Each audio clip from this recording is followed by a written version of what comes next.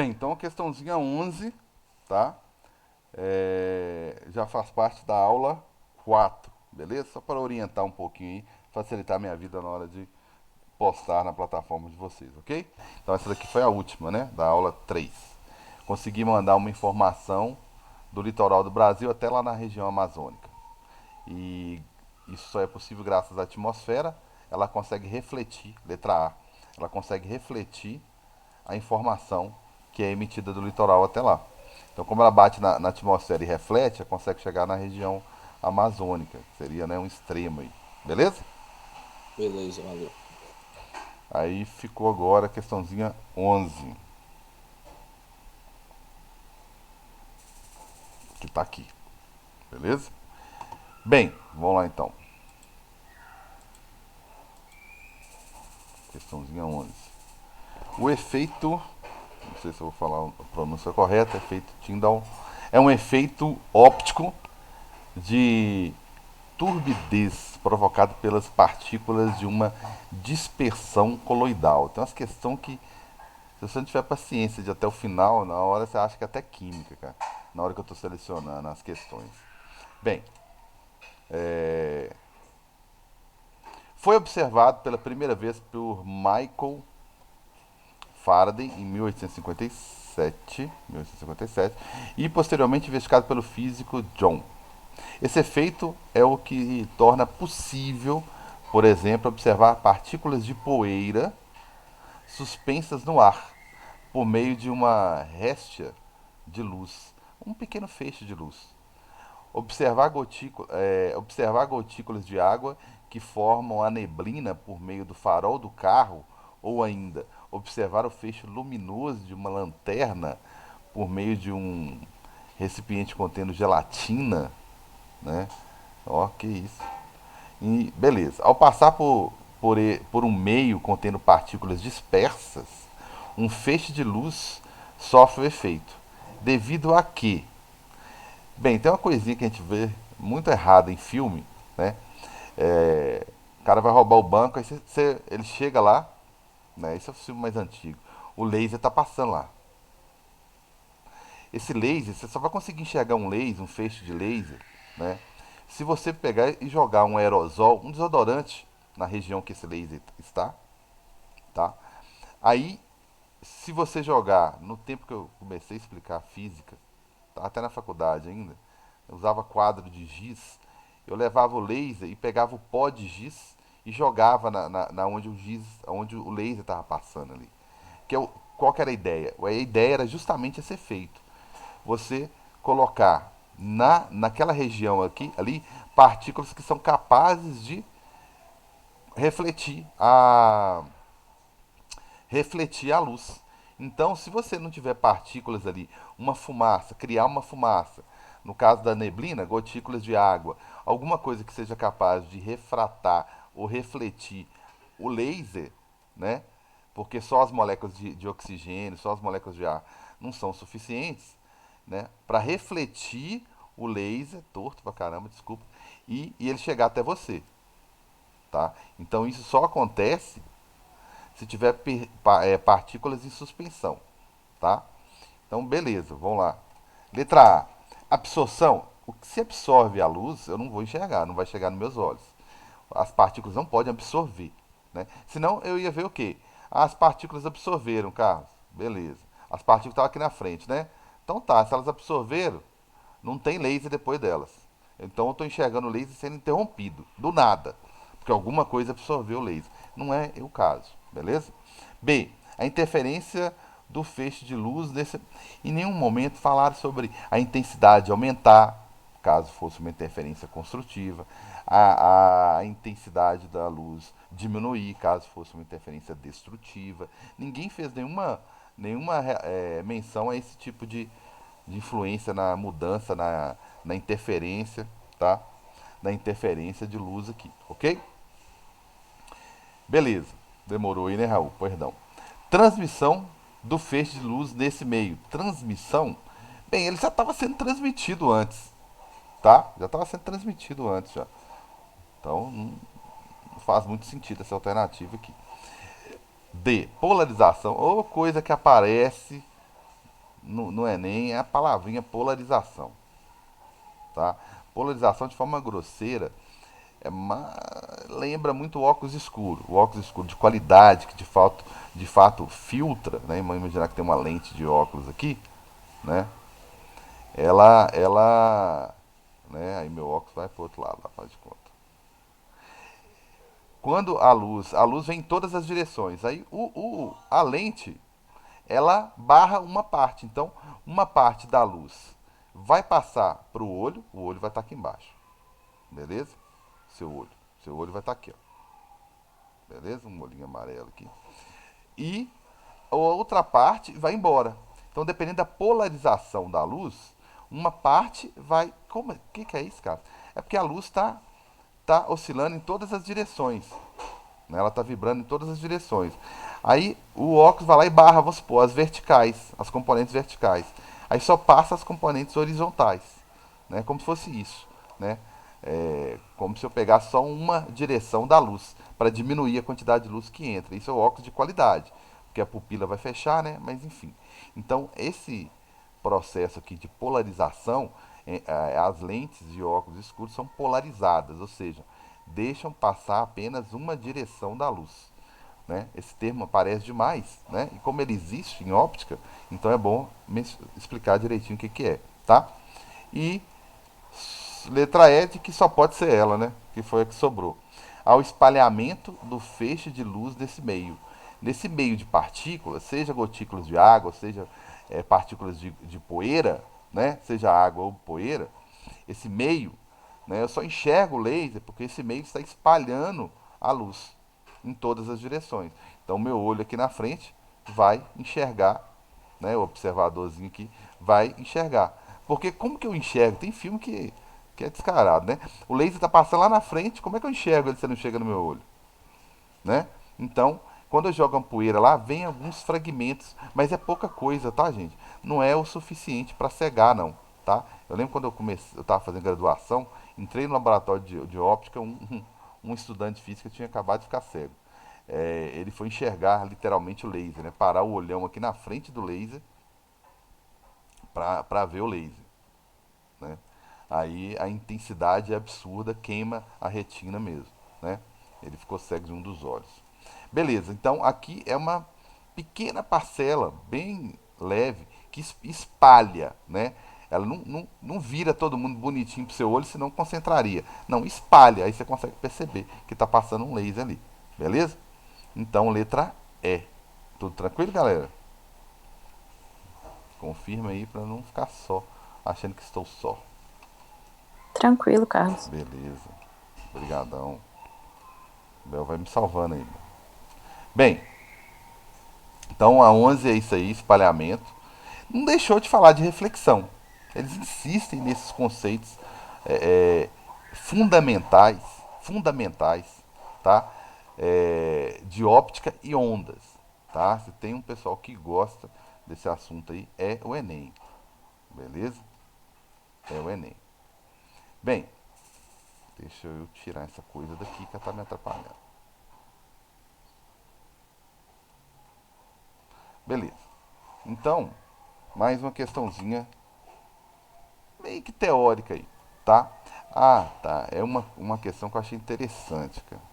E é bem a cara do Enem, essa daqui. Vamos lá. É uma forma de cobrar um conceito. É uma fórmula de um conceito relativamente. A fórmulazinha, eu diria que é uma fórmulazinha mais difícil, né? Mas ele dá a fórmula, né? Isso é a característica do Enem fazer isso. Então vamos lá pro romance, né? Tem um romance para ler aqui antes. Bem, os radares comuns transmitem. Tem uma aula de física aqui antes. Ó. Os radares comuns transmitem microondas que refletem na água, gelo e outras superpartículas, né, da superfície. Podem assim indicar apenas o tamanho e a distância das partículas, tais como gotas de chuva, por exemplo.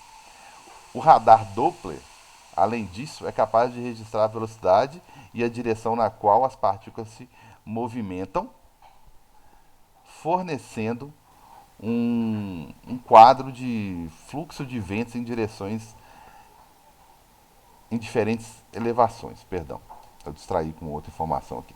Nos Estados Unidos, uma rede de 158 radares Doppler, montada na década de 90 pela Diretoria Nacional da ANA, de Serviços Meteorológicos, emita,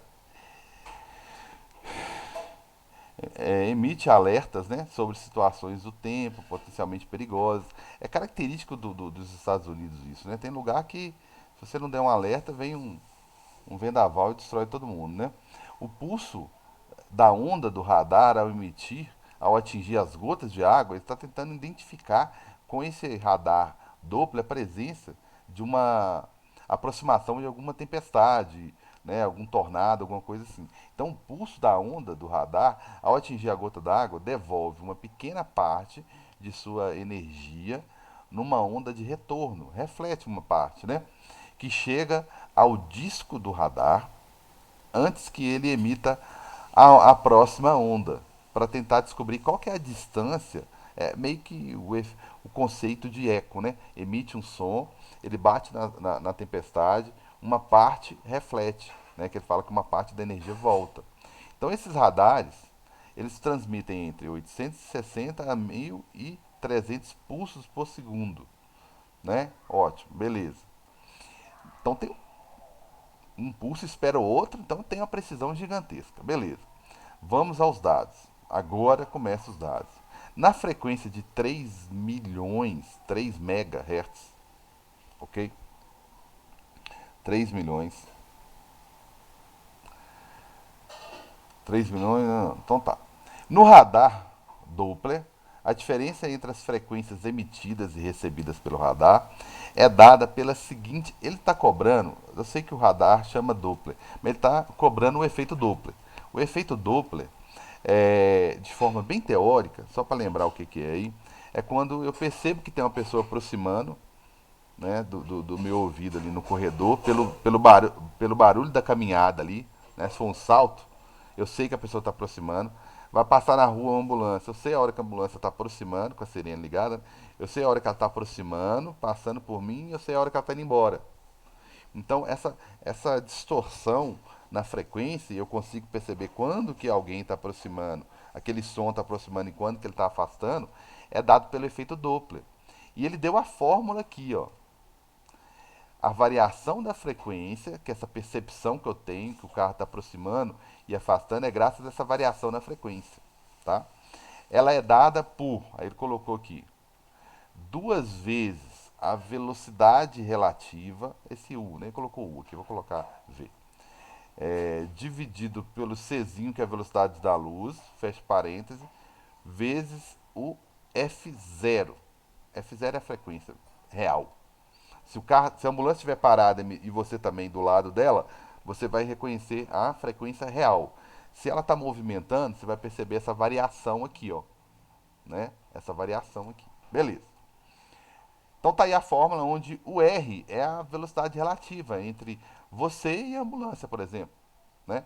O C é a velocidade da luz, né? É a velocidade da onda eletromagnética e F0 é a frequência emitida pela fonte, é a frequência real. Tudo bem, galera? É a frequência real. Qual é a velocidade em quilômetros por hora de uma chuva para a qual se registra no radar uma diferença de frequência de 300? Então, veja bem, ele me deu todas as informações aí. Concordo? Todas. Todas as informações. A frequência real, verdadeira, é essa daqui. Essa daqui, ó, essa daqui é a frequência do radar lá, ó, tá? É o F0. Essa aqui de baixo é a diferença, então isso aqui é o delta F, a diferença da frequência. Pelo fato da frequência variar 300, ou seja, 300 para mais, 300 para menos, enfim, eu percebo a diferença. Beleza. Velocidade da luz está aqui, então acho que eu tenho tudo aqui, né? Então vamos lá. Variação da frequência, 300. É só jogar na fórmula. Eu acho que o que essa questão queria era saber se você consegue interpretar jogar na fórmulazinha e ter uma certa habilidade para fazer essa conta. Basicamente é isso. Ele não exigiu um conceito específico aqui. Então, duas vezes a velocidade que ele quer descobrir qual é. Ele perguntou aqui qual que é a velocidade em quilômetros por hora da chuva, né? Então é a velocidade relativa. A velocidade relativa é entre a chuva, a fonte e o receptor, né? Que é a chuva. Isso aqui dividido pela velocidade da luz, que é 3 vezes 10 a 8. Tudo bem, galera? Até aí? E aqui, eu sei que isso aqui está entre parênteses, né? E aqui do lado a frequência verdadeira, que é 3.000, mas tem um mega aqui, né? Um mega é 10 a 6. Alguma dúvida? Porque o que a questão queria é que você chegasse até aqui, é a primeira habilidade que ela queria saber se você tem, ok? Né? A segunda habilidade seria desenvolver essa continha aqui, beleza? Bem, então vamos resolver isso aqui, né? Vamos fazer essa continha aí. Ah, começar a simplificar um bocado de coisa aí, né? Pode ser? Pode ser, né? Vamos começar a simplificar um bocado de coisa aqui. Então dá para simplificar, eu vou simplificar, cara. Eu vou passar o 3 vezes 10. Querendo resolver da forma mais simples possível. Tá? Então vamos reescrever isso aqui que está muito vacalhado. Então aqui vai ficar duas vezes a velocidade relativa. Eu posso até multiplicar aqui. Eu vou pegar 3 vezes 10 a... Só aumentar mais 3 zeros aqui, né? 3 vezes 10. Ou então, melhor. Vou deixar 300. Tirar só um zero aqui para simplificar. Né? Então aumento aqui. Isso tudo aqui dividido por 3 vezes 10 a oitava. Beleza? Dá para simplificar esse 300 com esse 300 aqui. Aí vai ficar 1. E até multiplicar cruzado aqui, ó, vai ficar 3 vezes 10 a oitava. Eu vou até tirar esse 10 a oitava aqui. Eu fico querendo simplificar e atrapalhando, né? 10 deixa o 10 a oitava. E aqui vai ficar duas vezes a velocidade relativa. Eu simplifiquei ali, sobrou só o 10 a sétima. Ok? Então, vou passar dividindo 2 e o 10 a sétima, que a velocidade relativa ela vai ser o 3 vezes 10 a oitava, dividido por 2 vezes 10 a 7. Então, aqui vai dar para simplificar, vai sobrar 1, e aqui vai sobrar 3 dividido por 2, 1,5. Então, minha velocidade relativa aqui, ela vai ser 1,5 vezes 10 a 1, né? Ou seja, 15 metros por segundo. E ele quer saber justamente em quilômetros por hora, tá? Eu só resolvi essa conta aqui, tá? Passei esse cara, dividi o 300 por 3.000 aqui, tá? Aí sobrou 10 do lado de cá. E aí eu multipliquei cruzado, ficou 3 vezes 10 a 8 aqui, daqui passou para cá. E ficou 2 lá do outro lado, vezes 10 a 7 aqui. Beleza? Fiz, achei 15. Não tem essa resposta que ele quer em quilômetros por hora. Então, desculpa a falta de espaço aí. Para chegar em quilômetros por hora, eu tenho que multiplicar isso aqui por 3,6. Se eu multiplicar isso aí por 3,6, vai dar o quê? 3,6 vezes o 15. 54. Opa, perdão. Estou enxergando vírgula mais não, né? 54. Beleza? Tranquilos? Tranquilo, galera? Tranquilo, cara. Tranquilo mesmo? O problema foi esse aqui, ó. Tá? É... Vocês já viram a questão mesmo? O que pode ter confundido foi isso aqui, ó. Na hora de jogar nessa formulazinha aqui. O 300. Aqui ficou 2 vezes a velocidade relativa vezes o 3.000, mas era mega, então tinha que colocar 10 a sexta aqui, tá? E tudo isso aqui dividido pela velocidade da luz, né? Então aqui dava para simplificar aqui um pouco, né? E resolver essa continha que a gente tinha que resolver aqui, ó. Tá certo? Então dava para simplificar isso aqui bastante aqui, ó. Essa continha que a gente tinha que fazer. Tranquilos? Então, não é só em ondas que o Enem faz isso não, tá? O Enem costuma fazer isso em algumas questões de elétrica, fornecer a fórmula, às vezes, para ver se você consegue aplicar essa fórmulazinha e chegar a um resultado. Beleza? Bem, essa daqui nem vai me dar o trabalho não, porque essa daqui não. Deixa eu ver se dá pra falar escrever alguma coisinha. Sempre ajuda, né? Memorizar. Essa daqui é teórica, tá? E já pulei lá para elétrica, ok? Pulei lá para elétrica, certinho? Em museus de ciências é comum encontrarem máquinas que eletrizam materiais e geram intensas descargas elétricas, beleza? O gerador de Van der Graaf é um exemplo como atestam as faíscas que ele produz. Estou vendo a faíscazinha aqui, ó, entre as duas esferas, beleza? O experimento fica mais interessante quando se aproxima do gerador em funcionamento, né, com a mão, uma lâmpada fluorescente. Qual é o conteúdo dessa lâmpada? É isso aí que eu quero saber. Também, né? Quando a descarga atinge a lâmpada, tá, mesmo desconectada da rede elétrica, ela brilha, ela acende, tá? Por breves instantes. Muitas pessoas pensam que é o fato de a descarga atingir a lâmpada e a fazer brilhar, e na verdade não é, beleza? Contudo, se a lâmpada for aproximada dos corpos da situação, figura 2, por exemplo, no momento em que a descarga ocorre entre eles, a lâmpada também irá brilhar. Ou seja, para mostrar que não é a fagulha, a faísca que vai lá, a energia elétrica que vai lá e faz a lâmpada acender, ele mostra que a lâmpada também acende, mesmo quando a faísca pula de uma esfera para outra. Ou seja, ficou claro que não pulou para a lâmpada. A lâmpada, só de chegar aqui perto, ela consegue brilhar. Beleza? No momento em que a descarga. Então tá.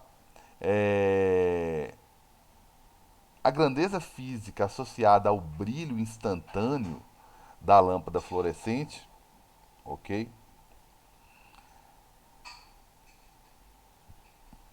Por estar próxima da descarga elétrica, é o quê? Então ele mostrou isso na figura 2, que se eu chegar a lâmpada aqui perto, né, aproximada da descarga elétrica, ela vai brilhar assim mesmo, beleza?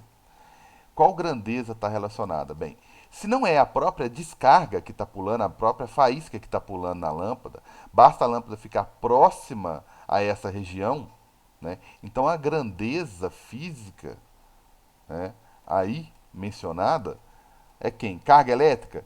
Se fosse a faísca pulando na lâmpada, sim. Campo elétrico? Sim. Porque eu estou só na região e já estou conseguindo fazer a lâmpada brilhar. O que, que tem dentro dessa lâmpada? Tá? Essa lâmpada, quando a gente liga essa lâmpada na tomada, na energia elétrica, né? Liguei a lâmpada no 220 volts. Eu acabei de colocar ela dentro de uma diferença de potencial, que nada mais é o que? Um campo também. Isso aqui gera um campo. Potencial zero, potencial 220. Aí o que, que acontece com as cargas elétricas aqui dentro? Começam a movimentar. Tá? Ok, tem Júlia. Beleza. Aí começa a movimentar aqui dentro. O movimento dessas partículas aqui dentro, né, como tem um pozinho branco lá, que é um óxido de mercúrio, tá? Ele absorve essa energia. Toda carga em movimento, ela libera luz, tá? Toda carga em movimento, tá? Vocês vão lembrar, e ela libera luz. Essa luz, tá?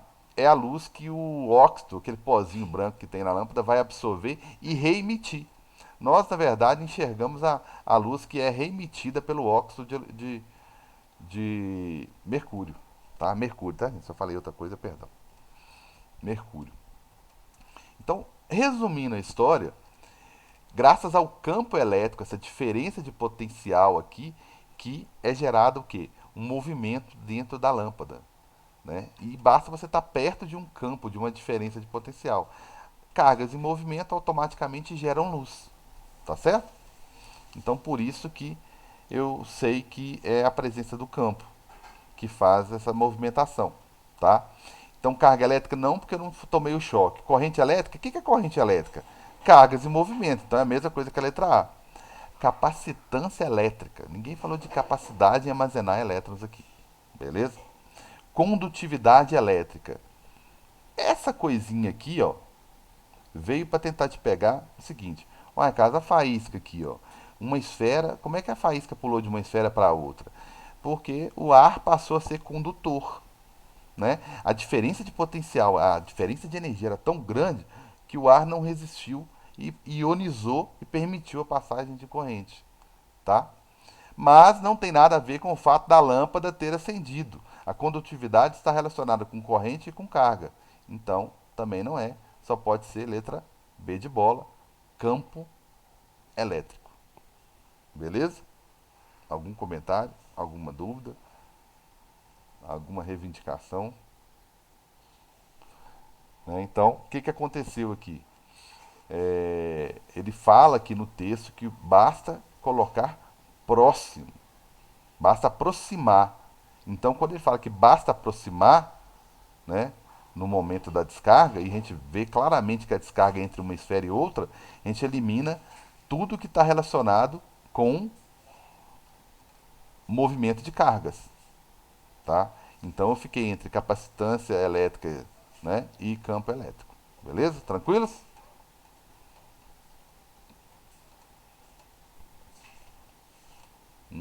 Beleza. Ótimo. Isso aí. Questãozinha 14. Essa daqui é a carinha do Enem também. Também é a cara do Enem. Particularmente, não quero dar uma impressão ruim para ninguém. Não é o estilo de questão de física que me agrada. Mas o Enem gosta muito desse estilo aqui, né? E a proposta do Enem foi isso. Era essa, né? Mudar o estilo. Bem, as células possuem. Aqui vai dar uma aula pra gente de biofísica primeiro, né? Que é a cara do Enem fazer isso. As células possuem potencial de membrana, olha que beleza. Só Guilherme mesmo na causa. E que pode ser classificado em repouso ou ação. E é uma estratégia eletrofisiológica, olha que bacana, cara.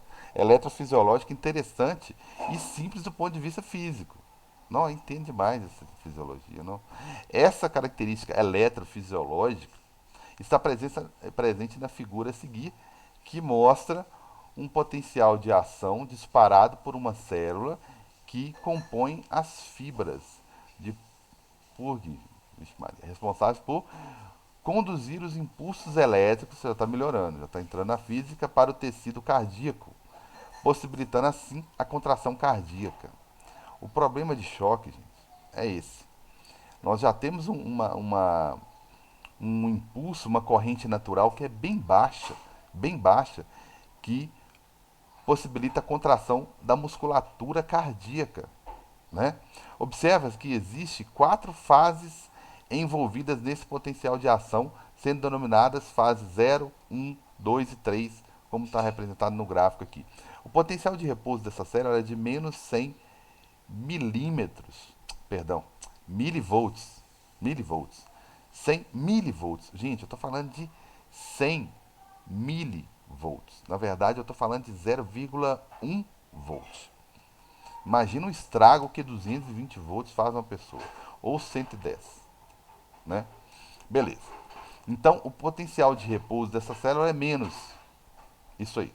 E quando ocorre influxo de íons, movimentação de íons na membrana lá, sódio e cálcio, a polaridade celular pode atingir valores de 10 mili. Então, ele oscila entre menos 0,1 volt até que são correntes muito baixas, vão gerar correntes muito baixas, até 10 mili positivo, né? 10 milivolts, tá? Beleza. O que se denomina despolarização celular. Então essa movimentação aí, essa oscilação aí de potencial faz com que haja uma despolarização celular e vai gerar o movimento do músculo. A modificação no potencial de repouso pode disparar um potencial de ação quando a voltagem da célula atinge o limiar de disparo que está representado na figura pela linha pontilhada. Então tá aqui uma linha pontilhada. Agora que vem a física mesmo e a resolução aqui, tá? Então atinge um limiar de disparo que está representado na figura pela linha pontilhada. Beleza. A partir dessa linha pontilhada, olha só, fase 0, ele dá um pico mesmo, já pula lá para um pouquinho acima da fase 1, aí depois vai diminuindo. Tem uma quedazinha fase 1, uma outra quedazinha fase 2 e uma queda mais brusca fase 3 aqui. Ok? Contudo, a célula não pode se manter despolarizada, por isso acarretaria a morte celular. Vixe Maria. Assim, ocorre a repolarização celular, mecanismo que reverte a despolarização e retorna a célula ao potencial de repouso. Então ela fica oscilando o tempo todo entre esses potenciais aí, tá certo? O menos 100 mili, que ele falou lá, né? Você foi olhar a escala do gráfico, o menos 100 até 10 positivo. Então 10 positivo deve estar por aqui, ó, que é a fase 1 lá, ó, onde que a fase 1 lá bate. Com certeza deve estar aqui, ó, 10 mili, né? 10. Né? O mili já está lá no gráfico, 10. Então ela fica o tempo todo oscilando entre esses potenciais aqui, beleza? Então assim ocorre a repolarização celular, mecanismo que reverte a despolarização e retorna a célula ao potencial de repouso. Para tanto, há o efluxo celular de íons de potássio, meu Deus do céu, agora. Qual das fases presentes na figura indica o processo de despolarização e repolarização celular, respectivamente? Eu tenho que identificar, depois de ver esse texto aqui, essa aula de biologia, qual das fases presentes na figura indica o processo de despolarização e repolarização. Até doido. Tem que até voltar lá e olhar o que é a despolarização e repolarização. Ele fala que a despolarização, cadê? Despolarização é a polarização celular, denominada despolarização celular. Então, há uma variação aqui na despolarização. Aí ele fala que tem uma morte celular se ela não repolarizar novamente, que é um mecanismo que reverte a despolarização e retorna ao potencial de repouso. Então, olha só, na despolarização tem um disparo. E depois tem que retornar ao potencial anterior, né? Tem que retornar ao potencial anterior. Então a despolarização é quando ele fala aqui que ele pula entre esses dois aqui, que é essa subida aqui. Certo? Não é muito simples também essa questãozinha não, né? Não sei se é porque ela fala de biologia, vocês sabem mais de biologia que eu. Então ela dá esse primeiro disparo aqui, ó, pum, esse boom aqui. Aí depois ela repolariza para não morrer. Ela volta ao potencial de repouso, que é esse aqui de baixo. Tá? As fases que mostram isso de forma mais evidente, na minha opinião, eu vou ver se está de acordo com o gabarito, né? Tem que estar, lógico. Fase 0 é o pulo que ele dá aqui, né? Sem dúvida é a polarização. E para retornar ao anterior, vai ter que ser o quê? Fase 3, é a que está mais próxima do quê? Do potencial de repouso aqui, ó, né? Que retorna aqui para esse limiar que ele chama, que é representado pela parte pontilhada aqui, né? Então são as fases que estão mais próximas desse momento aqui, ó. Beleza? Tranquilos? Vocês acharam tranquilo? Eu não achei não, porque a parte de física, tem a parte física, mas eu achei ela mais assim, eu usei de mais interpretação do que conhecimento de física mesmo, tá? Eu fui tentando pegar o conceito do que é uma despolarização a nível celular e o que é uma repolarização para conseguir resolver a questão, entendeu? E o fato de retorno, a posição, o potencial de repouso aqui, eu acho que foi o crucial para resolver a questão aqui. Beleza? Tranquilos? Pode falar, gente, não é uma questãozinha tranquilinha, né? Eu não achei, né? Como eu disse, vocês sabem mais biologia, estão mais familiarizados do que eu com esses termos. E aí, galera? Tranquilos? Tranquilo. Beleza, então. Questãozinha 15 para encerrar, porque já está menos de 2 minutos ali. Tá certo? Beleza? Menos de 10 minutinhos ali. Bem, encerramos com praticamente a metade das questões aqui, questão 15. Tem algumas questões que são mais teóricas que eu vou andar mais rápido, tá? Se é que eu consigo andar rápido, né? Eu fico explicando demais aqui, né? Vocês não falam nada, eu vou explicando. Bem, isso aqui é importante, Benjamins e T's aqui, tá? É até pessoalmente importante. Os manuais de fornos de micro-ondas, o povo que gosta de micro-ondas, desaconselham, sob pena de perda de garantia, que eles sejam ligados em paralelo juntamente a outros aparelhos eletrodomésticos, por meio de tomadas múltiplas, popularmente conhecidas como Benjamin, que são os T's que a gente coloca na tomada. Cara, tem lugar que, nossa, põe T e vai ligando uma coisa na outra, vai ligando uma coisa na outra, é um perigo. Devido ao alto risco de incêndio devido a curto-circuito e derretimento das tomadas, né? Bem como daquelas, consequentemente, eu vou queimar os aparelhos, literalmente, beleza? Bem, qualquer momento o Zoom aí me corta, né? Os riscos citados são decorrentes do quê? O que que provocaria essa esse risco aí, tá?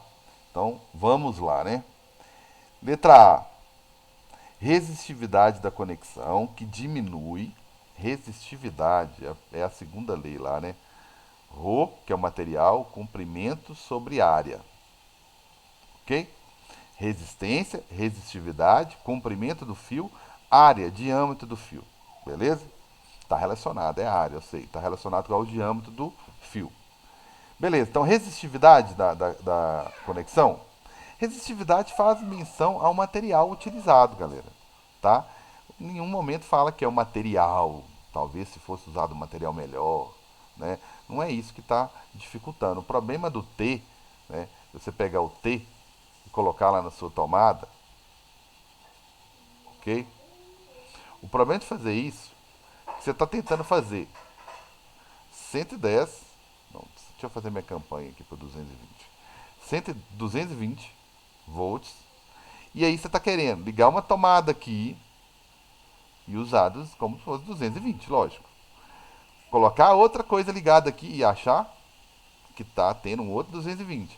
E ligar outra tomadinha aqui para usar os 220. Você está querendo fazer uma tomada virar três. Então, o que vai acontecer? É como se fosse uma torneira virar três. E você quer que as três torneiras saiam a mesma quantidade de água. Não tem cano de chegada aqui que vai aguentar. Então, você quer a mesma corrente para cá, a mesma corrente para cá, dependendo, e a mesma corrente para cá. Esse negócio vai derreter. É muita corrente elétrica passando, energia altíssima, altíssima, beleza? Então não está relacionado com o material. B. Corrente elétrica superior ao máximo que a tomada múltipla pode suportar. Perfeitamente o que eu acabei de falar aqui, beleza? Exatamente o que eu acabei de falar aqui. Você quer triplicar a corrente elétrica. Isso é um perigo, tá? Bem, resistência elétrica não está relacionado com resistência elétrica elevada. Ué, se a resistência elétrica é elevada, passa pouca corrente, porque elas são inversamente proporcional. Maior resistência, resistência a quê? A passagem de corrente. Maior resistência, menor corrente. Tá? Tensão insuficiente para manter todos os aparelhos. Galera, ele vai manter, ele vai pegar a diferença de potencial. O mais fácil aqui é ter tensão. O que vai arrebentar com a tomada é a corrente elétrica. Beleza? Beleza, então a tensão você vai ter. O fato de você ter a tensão, tipo assim, a torneira você vai ter, as três. No lugar de uma, você instalou três. Mas e o que, que acontece?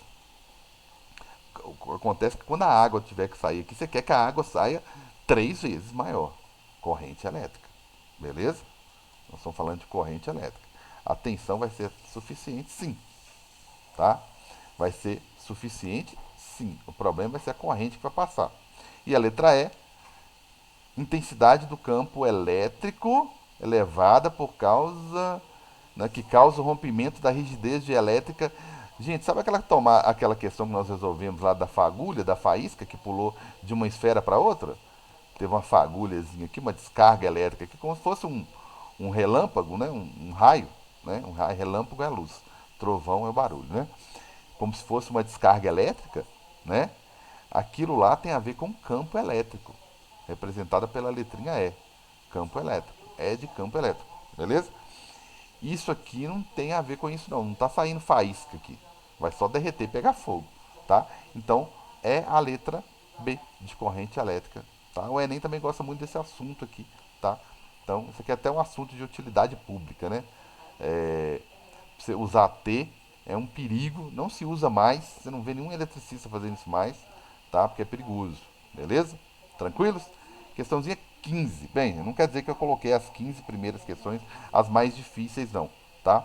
Nós temos mais duas aulas, aula 5 e 6. Então tem algumas questões teóricas aí pela frente e eu fiz algumas questõezinhas para mais, tá? Queria muito que vocês fossem resolvendo isso aí. E se tiver dúvida, vai mandando por fora, tá certo? Tranquilos? Então, meu abraço aí.